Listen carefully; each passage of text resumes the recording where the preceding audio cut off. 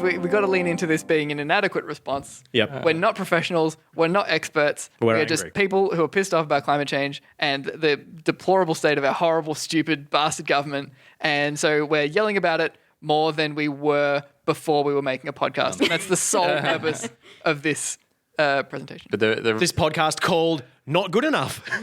Inadequate responses to inadequate responses for another week. Let's just kick it off. Yeah. I'm Mitch Alexander. I'm with the two Toms. Tom McLean. Tom Lang. And I'm Evie. And we've also got our producer Isaac here, keeping us honest, giving us factoids if we get them wrong, which apparently we're inclined to do. We should probably do right off the bat, which is last episode we were going off about how great Robert Kennedy, the investigative journalist, was. That's not his name. It's Paul Kennedy. Yeah, so corrections up front. We mistook our favourite US politician with a journalist we heard of about 2 days before. I literally don't know who Robert Kennedy, US politician, is. That's the first time I've heard that name. But let's not get into that because it's the corrections are done. Let's go on to today's news. So, main news points for Australia this week. We're still very much on fire. Mm-hmm. Oh yeah, absolutely, still happening, 100%. Worth stressing, I was at a fundraising metal gig the other night where a Slipknot cover band played, and they were amazing. Shout outs to Surfacing, the Australian Slipknot cover band.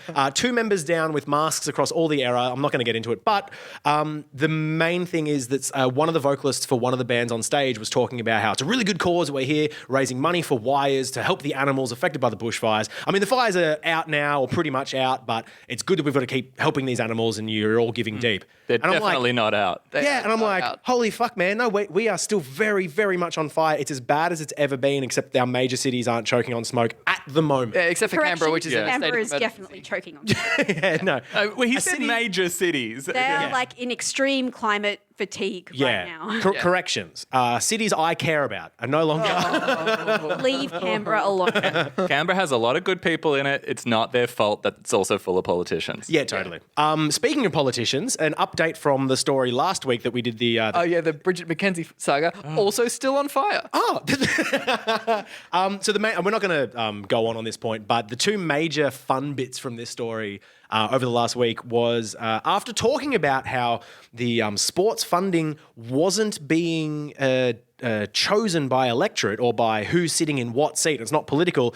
Someone leaked a colour-coded spreadsheet to journalists which detailed which party controlled which seat that applied for funding. Yeah, and Colour-coded. It was in Google Docs as well. So you could see who was looking at them. That was the thing. There was this idea that like they got the metadata that had all these different PMs and or MPs and staffers who were doing it. And I reckon it was just a Google Doc that had Scott like ScoMo and his little cursor is still highlighting his electorate with just like a lot of question marks. Like, when do we get an update, guys? Yeah. The other main defense that it's all fine, it's all above board, was that the Prime Minister wasn't directly involved. It was all just sort of Bridget McKenzie off doing her own thing, where Scott Morrison's like, nah, I might be the leader of the nation, buck stops with me, but in this case, the buck stops with Bridget McKenzie, and I didn't know anything about it. Mm-hmm. But an email came out that was reported by Channel 10 on the project and on the 10 News, saying that they'd found this email from Scott Morrison's office directing where the funding should go, saying, we've been advised by the PM's office that there have been some projects on the list funded under another grants program, so we've been asked to make a slight adjustment. So they're definitely directly involved. I saw a tweet earlier complaining about the state of Australia's freedom of information laws, saying that what was the headline? Don't hold your breath waiting for the truth on Bridget McKenzie's sports rort. And it's like, I reckon we have the truth. Yeah. The truth is they're really corrupt. I'm not holding my breath waiting for the truth because I knew that at least a week ago. Yeah. Don't hold your breath waiting for them to admit it or do anything about it. Yeah. So I didn't.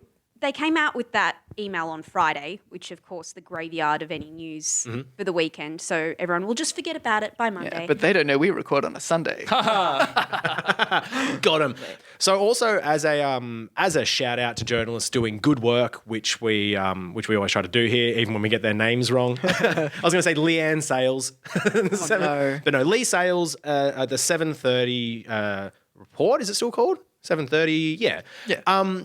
Empty chaired Bridget McKenzie. And that is when you essentially she just did a news story detailing these issues and then just said, we've asked her to come on the show 4 times in a fortnight and she's refused. So here are the questions we would ask her.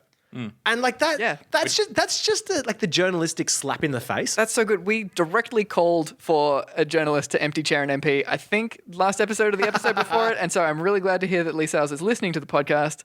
I'm glad that we got your name right. Sorry that we didn't look up what your actual show's called, but 7:30. We know when it is. It's good enough. It is still at 7:30, right? Yeah. Okay. Yeah, it's like the McDonald's 30-cent cones now being 80 cents. It's an outrage. I hate change. But honestly, I think empty chairing is probably a more useful interview a lot of the time because you're saying what the issues are and you're just giving less time for spin and we can get through a whole lot more actual we facts. absolutely know that our Scotty from marketing is just an amazing sort of presence on any kind of interview where it's just like, all right, so here's the actual question and we're interested to hear what the carefully drafted Prime Minister's office press release says about this, and he'll speak for 5 minutes. It's like, yeah, empty chair him even if he's willing to come on. Yeah, we didn't invite Scott Morrison on, and here's what we were going to ask him. So I hear Australia's still on fire. What's your spin on that? In other news, this is something that I wanted to put out there just as a personal fucking bugbear of mine. Christina Kennelly, the deputy leader of the Labor Party at the moment, tweeted out a whole bunch of essentially racist tweets, keeping in line with the Labor government's shift to be more right-wing since losing the election, and her particular brand of being tough on asylum seekers and immigration. God. That seems to be her thing. She's also the minister, or the shadow minister of Home Affairs. Her whole take at the moment seems to be, actually, if you would have elected the Labor, our ostensibly left-centre party, we would have been even tougher on asylum seekers. She recently tweeted out a thing where she was dubbing people coming by aeroplane and then seeking asylum as airplane people. Because if you don't know, in Australia, we've got boat people, which are asylum seekers doing nothing wrong by international law, coming here by boat to try to seek asylum. Smugglers. Right.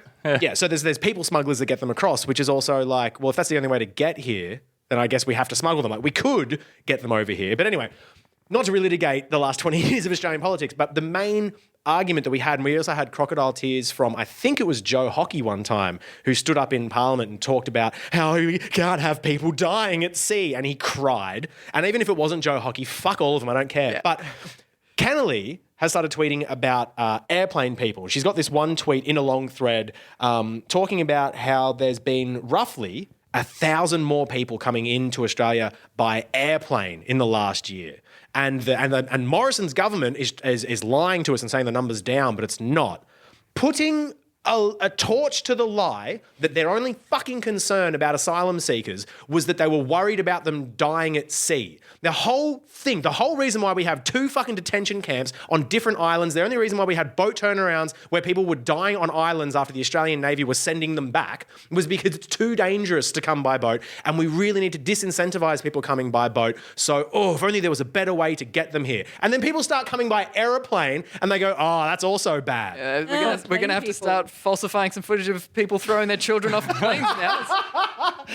Fuck. She's had the plain people line since right after the election too. I think it was fucked. July 2019. It's when just- she started saying that. It's the only reason I wanted to bring it up this episode is just to make sure that everyone was aware that there was never any concern for the well-being of asylum seekers coming to this country. It's the fact that they're here. Yeah. That's the only problem. They're now coming by plane. That's super safe. There's also like the double bind that means that they're coming here properly and they're not jumping any queue, which is a problem that they've got. Also, it means they're both economic refugees but also not economic refugees because they've got the money to come by plane. And the whole thing is a fucking rort regardless. But I fucking hate so much that this is her personal brand. Is just Somewhat I hate. related. Shout out to Scott Morrison for shutting out hundreds of thousands of Chinese students now under the guise of coronavirus. That was the next news cycle if you want. And saying that if you're an Australian citizen, you can still come in. And I'm like, hang on.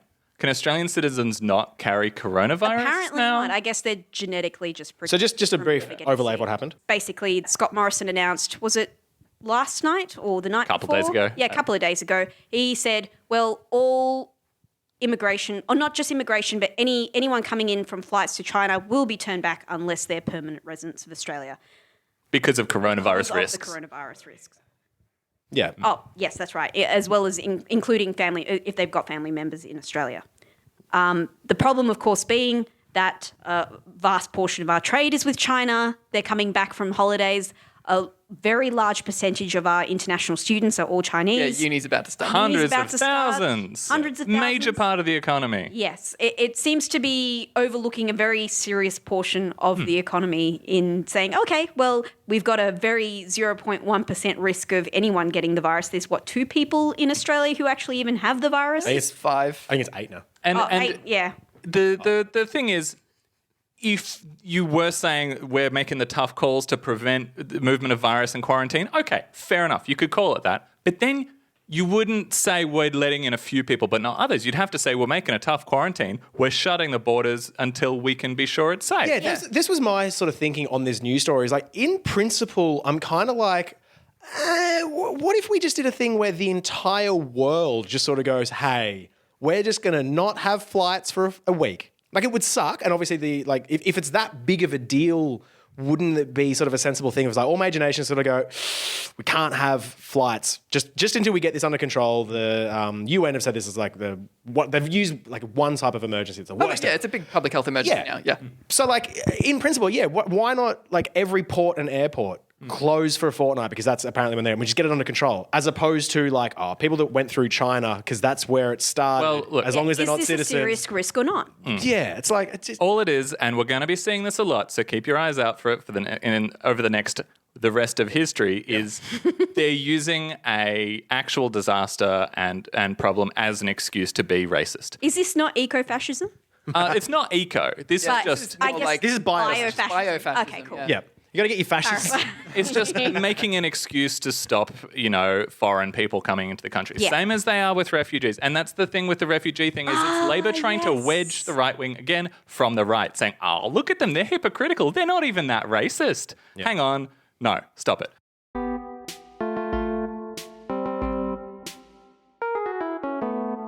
So this week, on Friday, Scott Morrison turned up at the press club for his Annual scheduled press address club address to the press. to the press club. Address the press. And it was widely speculated mostly that he'd be talking about the Bridget McKenzie sports rort scandal. Sure. But he did dodge some questions on that. But he also did talk about, in his usual way, a very passive, gaslighty way of talking about how his government is dealing with climate change and the approach now after the bushfires. Oh, just before we get onto that, there is one thing that I saw. I was trying to find a footage or transcript of the press club, which doesn't seem like it's out yet. But the opening thing mentions that the press club event is sponsored by Westpac. Yes, it is.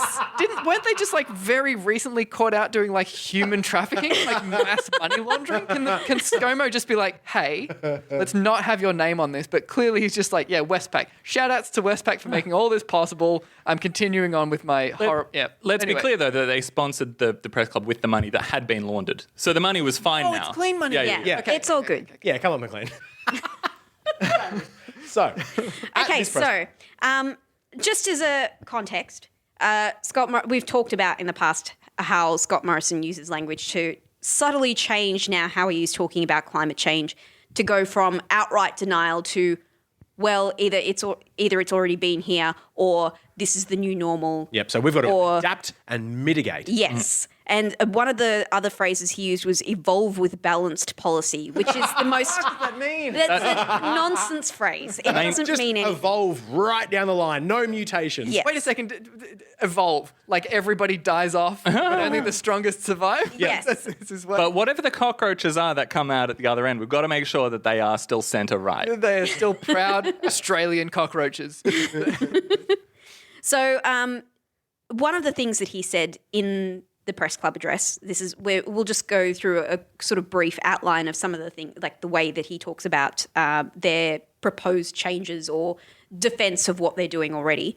So the first thing he said was, Australia on its own can't control the world's climate as we account for just 1.4% of the world's total emissions. Is the format of this us just like chiming in when he says something wrong or evil? Wrongo. I didn't know that. Can we get a fact check on? It seems like we're actually off scot-free. Lang, can you talk about what Australia's emissions represent? Look, we're more like 5 to 6%, considering that we are the world's #1 exporter of coal and gas and #4 producer of coal. I don't know how much gas we produce, but we are up there. No, we're a huge chunk. That's more emissions than most countries in the world. We're like below Saudi Arabia, but that's it? Or Per capita. Saudi Arabia produces, you're right. Saudi Arabia produces more oil and more fossil fuels in total. And their emissions are higher than us per capita, but not by a ton. Per capita, I think we're only beaten by some oil states like Qatar and Saudi Arabia and a couple tiny islands, but they don't count. Oh, like your Vanuatu's and stuff who are like per capita, we burned 2 kilos of coal, but there's only 4 people. So yeah. And so I think it's worth sort of like teasing out then, when they say we're only 1 point whatever of emissions, they're talking what do they about count? They're talking about domestic emissions. They're talking about the stuff specifically burnt in Australia. And this is my favorite thing, and I will keep saying it every episode. Most of our coal and gas is exported. At least 2/3 of what I consider Australia's emissions, which is all the stuff we dig up, at least 2/3 of that is shipped off overseas to be burnt elsewhere. Yeah, so it's kind of like if you want to stop the drug trade, you go after the drug dealers.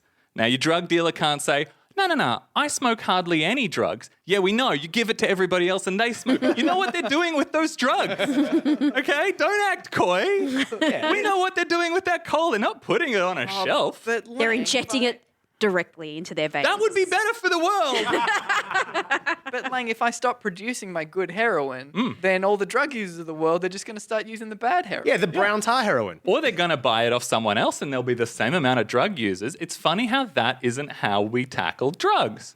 So why is it how we tackle coal? It's like that thing where if you come onto the market with like a bunch of really good heroin, all the people who are selling the bad heroin stop selling it. They're like, but there's good heroin, so we're just going to hold it. Like, but McLean, there's also some other really important reasons why drug dealers stop dealing drugs when a more powerful drug dealer comes onto the scene. Now, hang on though. We all agree heroin is bad, okay? Which is why we have a transition drug. I don't know. We have a transition drug, which is cocaine, all right? We're just going to beat this metaphor. No, what is the actual drug that they use to get people off of heroin addiction? Methadone. Methadone, yeah. So gas is our methadone is what we're getting at. So What we wanted to we'll get to that. Yeah, so we wanted to essentially brief this whole thing. We're going to focus on essentially Australian gas. Hang on, but we haven't even got to the statement yet. Oh shit, there's more. Oh yes, no, there's more. So another thing that he said, put my Scott Morrison quotes on here. No fire event can be attributed to the actions of any one country on emissions reduction. Boo. like he's in the room. Nobody is saying that. Nobody's saying that. Yeah. Stop. It's such a bad misrepresentation of like, you're saying that if we didn't burn that coal last week, the bushfires wouldn't have happened. Nobody's saying that ever. You can't blame lung cancer on any one variety of cigarettes, okay? You can't say menthol blues are responsible for any specific case of lung cancer. Or a particular cigarette. Here's another defensive one. So Australia must play our part, and we are playing our part. Taking action is agreed, but our action, though, is a balanced, responsible emissions reduction plan. Balanced with what? Completely nothing sentence. It's just whining. Okay, we're doing our part. Just like lay off already. We're doing it. Don't look at the stats. Yeah, but we're doing it. These absolute just like fake words of balanced and responsible. It's like balanced according to what? Considering we will all die. Responsible. I want to if say we're all going to die. He's basically neither he's of these saying words it, mean anything. He's saying it in a way that is like, okay, everybody be calm. We're doing it in a balanced and responsible way. If you're getting like really hyped up, you're just getting too crazy. I want to see Scott Morrison in the southern suburbs of Canberra yelling at the fire front, but we did our bit for Kyoto. We are moving away from fossil fuels in a balanced and responsible way. All right, we've got a long-term plan. You just turn that fire around. It's just, that type of like balance and responsible that rhetoric has been around since Keating. Just talking about like, we're going to do something on climate change just so long as no jobs are destroyed, that the economy doesn't get affected. And when they say that as well, they mean that no jobs are lost or the economy is ruined by our actions on climate change. If climate change gets rid of jobs and ruins the economy, then hey, that's fine. Yeah, no. With like tying it back into the coronavirus China blockade thing, where it's like some people are sick in China. That's it. Stop the boats because there's like no Chinese people coming into Australia. We've got a tourism industry. Don't worry about it. We've got an education industry. Don't worry about it. There's a disaster going on. It's not even like fuck you. And let's be clear also that actions on climate change do not cost anything to the economy. They actually help the economy, as shown by the fact that a lot of countries around the world, in fact, pretty much every country is doing more than us on climate change, and their economy is going to be doing better and is currently doing better. But more to the point, the only part of the economy that action on climate change hurts is the only part of the economy that this government cares about, which is the board of the IPA. Yeah. And the Minerals Council. Come on, be fair and Is it balanced. not the same people? No, I don't. I think there's some crossover at some points, but they're not exactly the same. I bet they all go to the same barbecues. Look, Hey, I mean, don't bring home life into the work discussion, Lang. Lang, until you can point out to me which member of the board of the IPA is responsible for inaction on climate change, I don't buy it. I reckon I could. Which IPA policy caused this guillotine to... That's what I want. Okay, so there's more defensive statements like Australia is carrying its load. We're doing what you would expect a country like Australia to do. Actually, we expect... Yeah, I've got to say that it's dead on with my expectations of Australia. Just to piss fart around and do nothing and make things worse. We're doing what sounds you like would us. expect a petrostate to do. This one made me laugh a lot because it's directly appealing to the boomers who hate paying tax contingent, which is, I'm not going to sell out Australians based on the calls from some of those who want to put up higher taxes on them or push up their electricity prices or to abandon their jobs and their industries. Worth noting that the only time this country had a workable carbon tax was when the price for electricity went down. Yeah. Just worth fucking noting that is just a lie that I'm guessing no journalist at the press club. So I'm going to put this out here because apparently some journalists listen to our podcast and fix it next week. God bless you. Thank you. If you hear that shit, just ask the Prime Minister, why is it that when we had a carbon pricing scheme, carbon tax, electricity costs went down? And either side of that, they were going up. Yeah, Not it's even important that. to phrase it as a question too. Don't just stand up and just be like, no. Yeah. We know how to make electricity prices go down because we've done it before and it worked. It's called renewables. It's called gas. Oh, it's renewables. Yeah, it's I thought it was Yeah, gas. it's renewables. It's not gas. Or when you're writing your report of the speech, write, we're not going to let electricity prices go down. He lied. Yeah, comma, he laughed. Okay, we'll end on one last lie. That was... There's so many to choose from. Allegedly. One last alleged lie. Like the facts don't exist. All right, so he claimed that we are going to meet and beat emissions cuts of 26 to 28% of 2005 levels by 2030. So the Department of Environment's data, his own department's data, suggests that national emissions will only be 16% below 2005 levels by that point. Right. And not only that, but we've been accused by the entire world of lying, not for the first time, because we're using what's called carryover credits from Kyoto. So we're cooking the books. Yeah. Yep. So carryover credits are essentially when you do something a little while ago that has some sort of effect, or you just don't spend a whole bunch. Later on, you can add those numbers to emissions now. So what they're doing is not counting what our actual emissions are. They're just taking some numbers from previous when numbers were smaller and going, yeah, but look, all up, our numbers are smaller. It's not even just from previous when numbers happen to be smaller. It's from the carbon tax. It's them sitting down being like, oh boy, I really wish that we could find a way to make our emissions go down. In the meantime, thank God the carbon tax was so effective that even to this day we have carryover credits.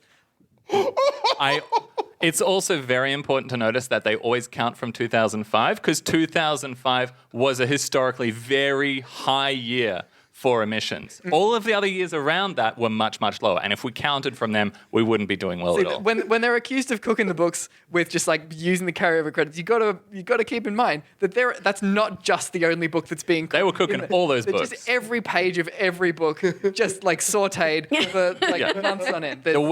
I never thought about that before, but yeah, it's from the carbon. Yeah, the sole reason They carryover got credits rid of- exist is because the carbon tax worked. We're a no doomerism podcast. If I wasn't laughing, I'd just be crying. It's literally the same as like whenever like a conservative government tanks the economy and heads it nose first into a recession, and then like a progressive government comes back after, and they get the recession. Yeah. And then the Conservative government before that was like, oh, we told you so, you did this, even though it was literally all those policies that did it. It's like exactly the same principle.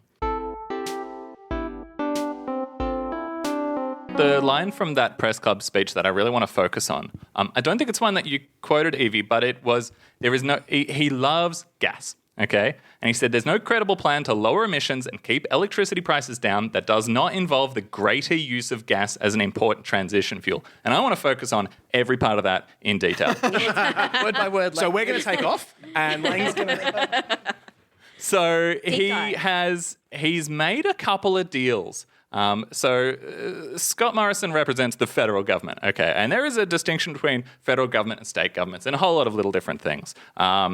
They got different budgets and all that. So he's made a deal with the New South Wales government. The federal government is going to give them $1 billion or so, and they're going to rustle up another $1 billion or so from somewhere else for the New South Wales government to promise to increase their gas supply, either by drilling up more gas, hopefully, or some other shenanigans like importing gas or something, so that we've got more gas in our domestic gas market. And in response, so New South Wales will give us more gas in response. The federal government will pay some money for, quote, clean technologies. And clean technologies, what could that be? Is it solar? Is it wind? Fuck no, it's not. It's hydrogen research, which is presumably like, how do we get hydrogen out of this coal? It could be energy efficiency, which is good. I'm all about energy efficiency, but, where's the energy coming from? Yep. And I love this one. Coal innovation to reduce emissions from extraction, preparation, and use of coal. All right. There's that thing, that line item where they're like talking about like the projections of how we're going to meet and beat our emissions targets. I've seen this graph where there's like this huge amount allocated to like, and here's where the benefits from future technologies will arrive. And we have all these technologies. It's just the benefits are like, we need to wait until we can figure out how to make coal cheaper than renewables so that we can use that. And until then, we just got to keep looking. It's like, let's use the fucking renewables. They're cheaper. There is no amount of innovation you can have that makes coal clean. I've said it before. I'll say it again. It's like, guys, I really love drinking this arsenic. We all know it's bad for me. But we need to find a way to make this arsenic tasty and healthy. No, stop drinking the arsenic. You don't get it. I think a lot when you talk about, Tom, when you were talking about how we take a lot from we don't use the technology that we have. Yeah. I think a lot about how I really want to get involved in using solar power. And how, if I could talk to my landlord about having solar panels on the roof or something like that, it's all really expensive on the individual level. And I just think a lot and get really mad about how none of that would be expensive on the individual level if we'd all just embraced it as a society already. Or if we just took the subsidies we've got currently for fossil fuels and put them into renewable stuff. Yeah. All right. So here's the thing. It's not that expensive on the individual level. Solar panels, it is an upfront cost. And obviously you've got to have that money to pay upfront. It does pay itself back in 5 or so years. And you need to be allowed. You got to have a roof. You got to own your house. You got to do some shenanigans. It is a bit of a cost. Or you could just be like guerrilla renters and just like put up solar panels on every house. You really and then can't. you get kicked out. And then you just go to the next house. You got to also be guerrilla electricians, and that is high stakes. You do not want to stuff about with that. But here's the thing. Okay, if you live in Victoria, our state government is actually doing some pretty good stuff where they will pay for half of your solar panels up That's front. pretty good. You get half price solar panels in Victoria. You got to get on the scheme, and so you've got to apply and stuff. You need to own your house. So it's got another way that all the that. state government's funding property investors. But I haven't kept tabs on it, but I think they now have a scheme where you don't have to pay anything up front, and then the loan effectively for your solar panels just gets paid out of the money you're saving from that solar panel. Damn, that's Yeah. So it's a really good scheme. This is the kind of scheme that everywhere should be doing. yeah, if you're a good homeowner job. and you're listening to the podcast and you don't have solar panels, Oh my God, just get solar panels. just get them. Let's forget all of that. We're looking at gas. Apparently gas is great. And we don't have enough of it for our domestic gas market. So gas prices are high. Oh no, electricity prices are high. We've got to get more gas. All right, here's the thing. 3/4 of Australian gas is exported. We only use about 500 petajoules of gas. That's a shitload of gas. Don't worry. A petajoule is a lot of gas. We use about 500 a year. We mine about 2,000 a year. All of that is sold off to various places around the world. And we're locked into these crazy long-term private gas export contracts, which means that we don't have enough gas for ourselves. We're the world's leading exporter of gas. We import gas. We import gas for the domestic market. Wait, what? Is there any way that we might, in a very long-winded way, be importing our own gas? Yeah, we import some of it from the same countries we export it to. The ship just goes back and forth and money is generated. There's gas, for instance, in fucking canisters from the 70s that's just been going across the Pacific Ocean back and forth. One captain's getting rich. Hold on, are you saying that the Australian government's money laundering by piggybacking their own favourable deals on the back of industries? No, I honestly wish they were because all these companies are privatized. We're making other people money off our gas. Now, here's the thing, because the Australian government doesn't actually give a shit about making money off exports. What they give a shit about is big companies making money off exports. So we don't tax them very much. Our gas tax rate is extremely low, all right? So we export about as much gas as Qatar. It's neck and neck. I don't know who's higher right now, but we're both at the top. Qatar makes $26 billion in tax from their exports. Wow, that's a lot. That's 4 budget surpluses in this country. This is why everyone. That's they say $300 billion to fix global warming. Anyway, this is why Qatar, everyone there is filthy rich if they're part of the in group. Australia makes $600 million. Let's compare that to $26 billion. Yep. 600 million. Okay. Same amount of gas. Wait, so not only we part of this whole weird rigged scheme, Yep. we're getting ripped off. We're getting so ripped off. fucking stupid. We're Now- really bad They're at getting this. ripped The off to the tune of $26 billion.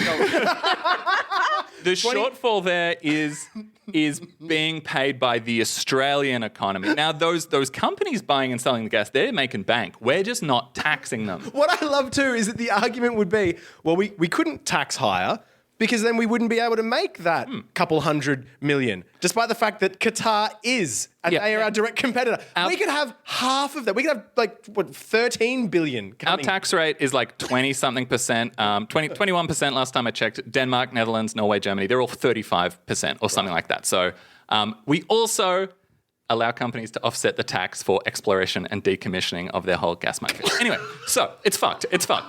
Now, so you go, all right, that's all fucked, guys. Okay, but these are long-term contracts. These are hard to end. We're locked in. If only there was some kind of mechanism to allow us to end these contracts if we needed that gas for ourselves. There is. We invented it in 2017. This government invented it. It's called the Australian Domestic Gas Security Mechanism. And what that means is if there's not enough gas supply in Australia, the energy minister can just lower those exports. He can just cut them. All the companies sign that contract. Problem is, who's the energy minister? It's Angus Taylor. Who thinks wind farms are bad for the environment. And it's triggered by gas supply being too low. And our gas supply is not too low because we keep mining more of it. We keep importing it. We keep importing it. Or in the case of this week, we act like Scott Morrison and make a $2 billion deal with New South Wales to force them to use more gas. He's also said, because a lot of places in Australia, most states have rules, they have bans on fracking, which is great because fracking is effed. Bans on fracking. Victoria has bans on any onshore gas exploration, okay, which is great. Yeah. We don't want to do stuff that might contaminate our entire water supply, as has happened in other fracking places in the past. Because it turns out our entire economy is based on being able to drink the water. Scott Morrison has said he doesn't want to do a similar deal with Victoria until we get rid of those bans. So he said actively, you need to get rid of your bans to protect the environment until I will help give you money to be more renewable. Lovely lack of fracking you've got in that state. I really feel like, so the last episode we were talking a lot about this one fairly specific, very internal to Australian government scandal that on its face doesn't really speak to climate change or any of the big issues like that. It's just there's just this one minister and probably some other ministers around her are very, very provably corrupt. And now we're talking about this and I'm like, yeah, it's these corruption scandals do speak to climate change because very clearly the reason that we are in all of these pickles is because the people that are in charge of making these decisions are very horrible and they have to go. And looking at these corruption scandals is like, it's not like, oh, the most important thing in the world isn't climate change. It's that Bridget McKenzie resigns over like sending funding to the wrong change room. It's like, no.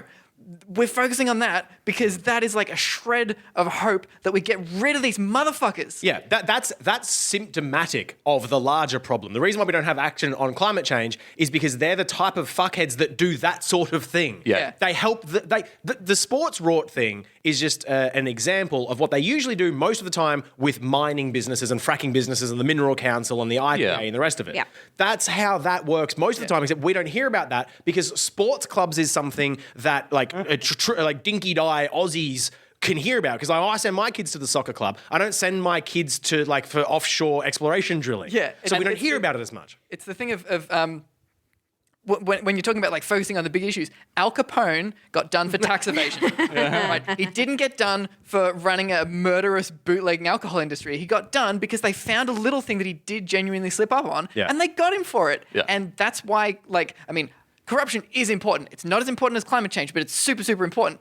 Partly because it's a position of leverage that, there's a path into the future that I can see people resigning over, whereas fucking around and doing dodgy deals on climate change is a storied Australian tradition. Not just resigning over, but very hopefully building a coalition in opposition to the corrupt. There is a position in this country, there's a vacuum in this country for, I guess, our Labor government, but just left parties in general, to stand in opposition to the people that we need to stand in opposition to. Yeah. The Liberals are, only by a fraction, they are worse on the environment than the Labor Party, but hopefully these types of corruption scandals will mean that more and more people get sick of it and want to vote them out.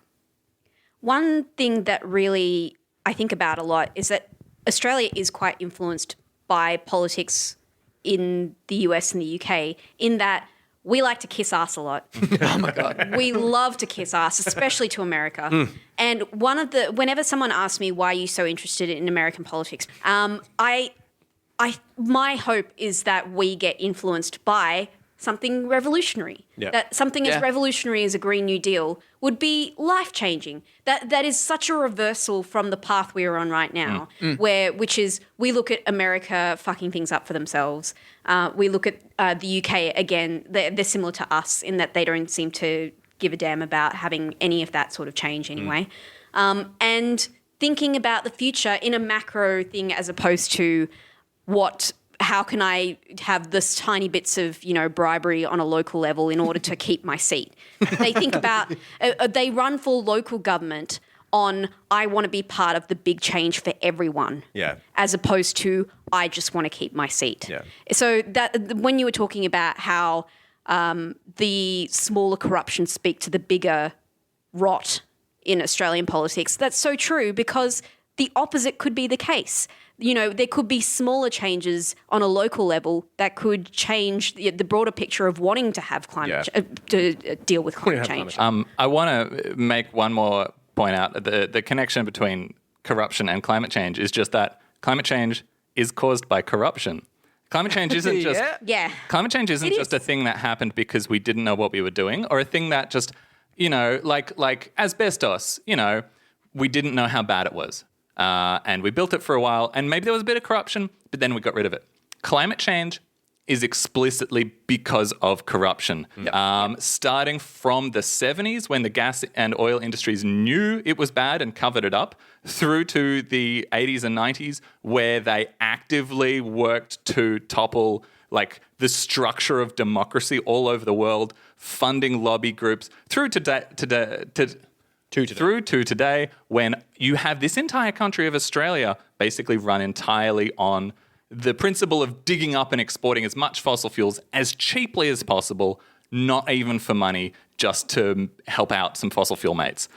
All of that is corruption. It's not science. It's not people's will to change. It's just corruption. Now back to the science. I have one more thing to say about gas. Let's go. And this is probably the reason that I get most angry about gas. No, it's not. There's a lot of reasons. But the reason that people try and say we need gas, and I'm sure you've heard this, is gas is a bridge fuel. It's a transition to cleaner forms of energy. Yeah, it's still a fossil fuel, but it's cleaner than coal. We've got to have gas to get us to that next step. And that's all fucked and dumb and lies. Because, what are we transitioning to? Renewables. Why not just build the renewables? 10 or 20 years ago, maybe that was a decent excuse because we didn't have really good solar panel technology like we do now. We've got it now.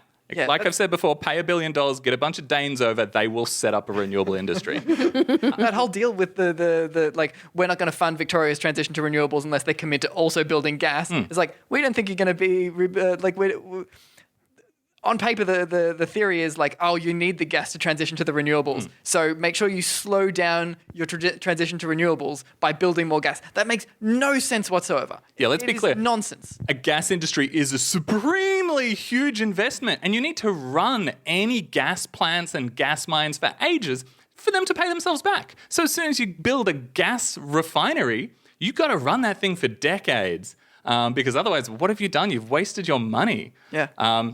It seems like the transition to renewables is only taking place because of the gas industry. So they reckon that globally, we've increased natural gas emissions so fast that we've actually added more emissions from gas than we've reduced from coal globally.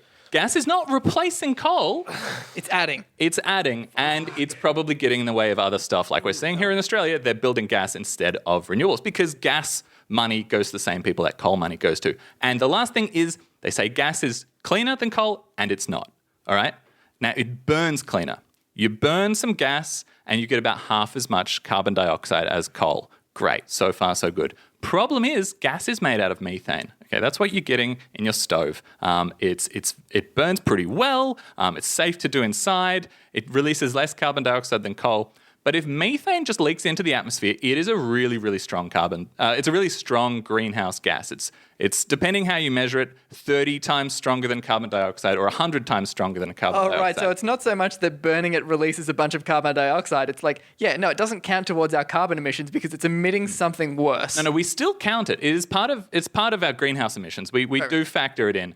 But methane is so much worse and it as a natural part of drilling gas, shipping it around, using it in industry, you leak a little bit of gas here and there, just little bits. Maybe they reckon about 3% of methane, this is in the US, about 3% of methane escapes into the atmosphere, and these are called fugitive emissions. And little emission particles in black and white jumpsuits with like manacles between their legs running across train lines. Get back here, methane. And with that figure in mind, 3% of your methane getting into the atmosphere, it makes methane just as bad as coal. Maybe worse in the short term, because in the short term, over just 10 or 20 years, it's actively like 120 times worse than carbon dioxide. So just to clarify, just going back on what McLean was saying before, it's coal, the coal emissions and also the doubly worse than coal emissions. So burning methane is kind of like burning coal, but when you burn a piece of methane, it makes less carbon dioxide for the amount of heat. Okay. So burning it is okay, but it's the process of extracting it releases all this extra methane greenhouse gas, which is much, much, much worse than the stuff that is released when you burn it.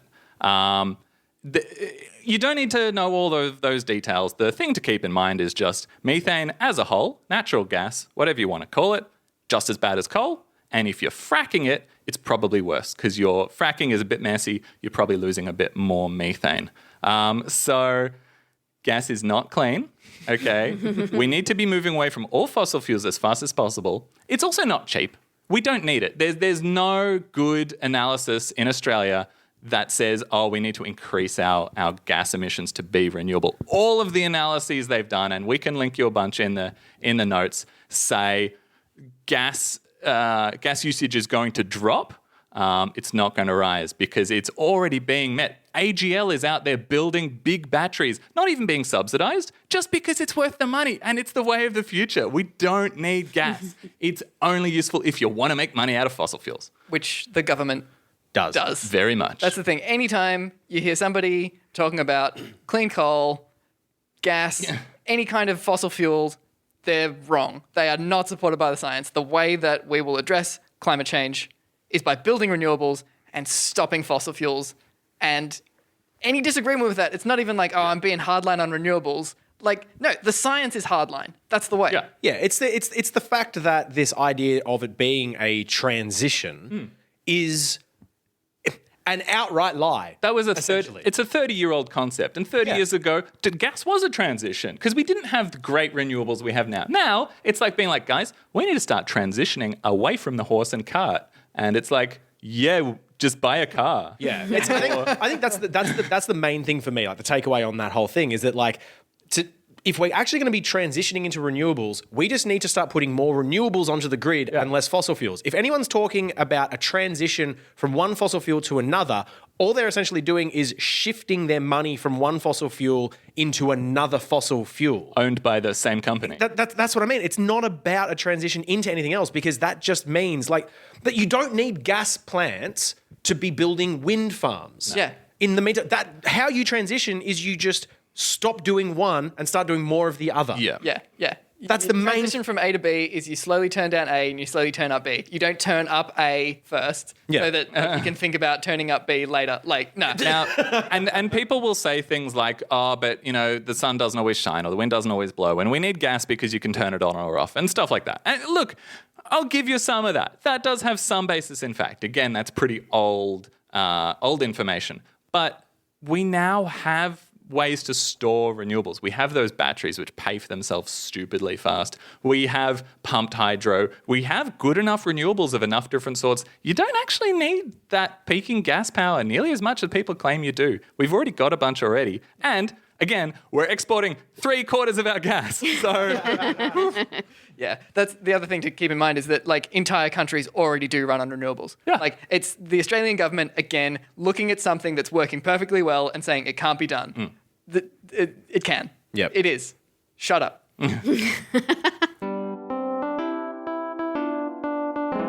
So, we've talked a lot about a lot of problems. What can you do?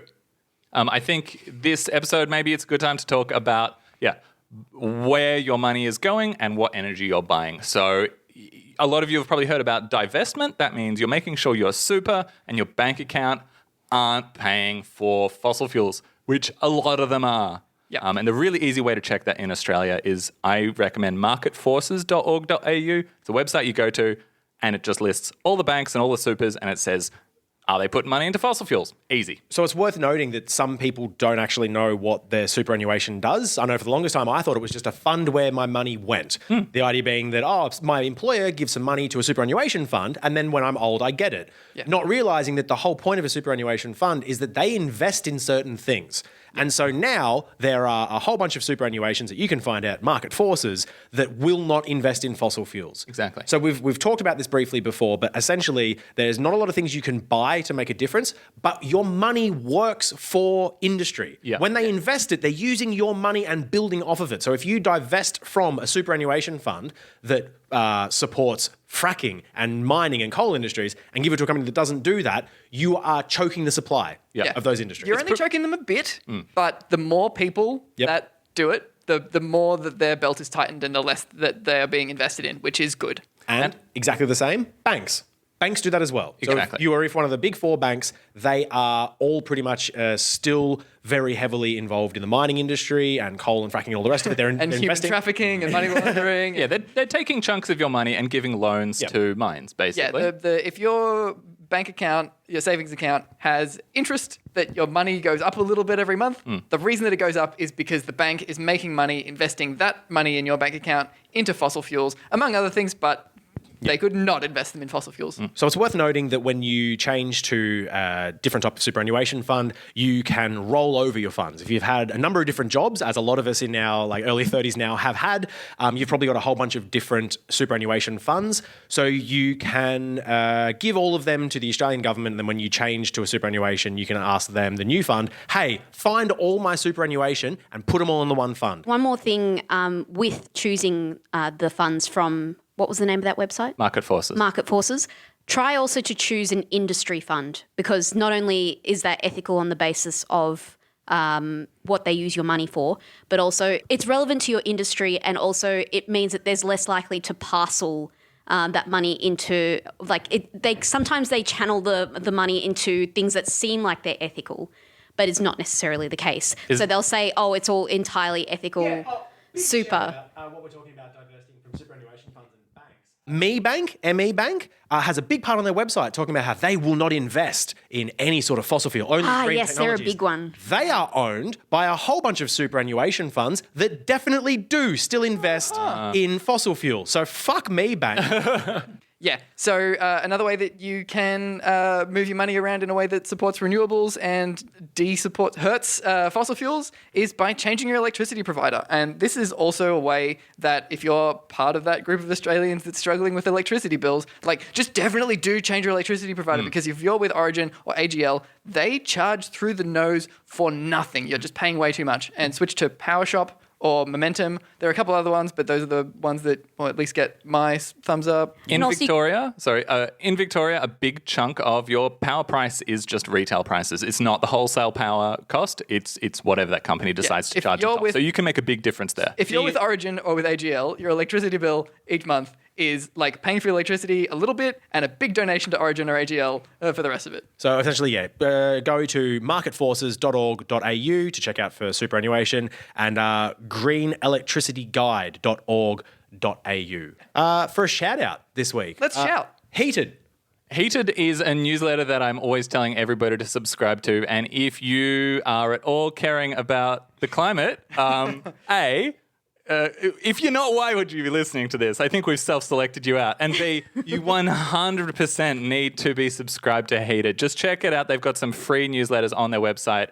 I don't remember the name of the website. It'll be in the links. Heated. We'll give you a link.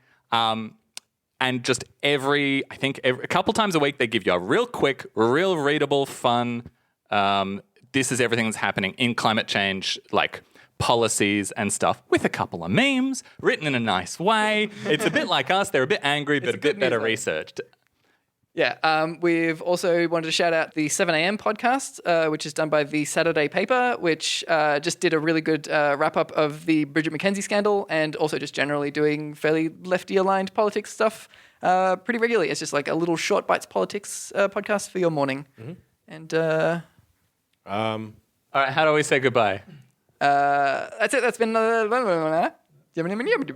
Thanks for you'll edit it out with the music, and then I'll say the thing at the end. Thanks again for listening for another week. We're on Twitter at NotGoodPod. We've got a website, notgoodpod.com. That's got all the show notes. And you can email us too, notgoodpod@protonmail.com. We'd love to hear what you think. Not Good Enough was recorded on the lands of the Kulin Nation. We want to pay our respects and acknowledge their people and elders, past, present, and emerging, and to point out that the land was never ceded. It was actively stolen, which was pretty shit.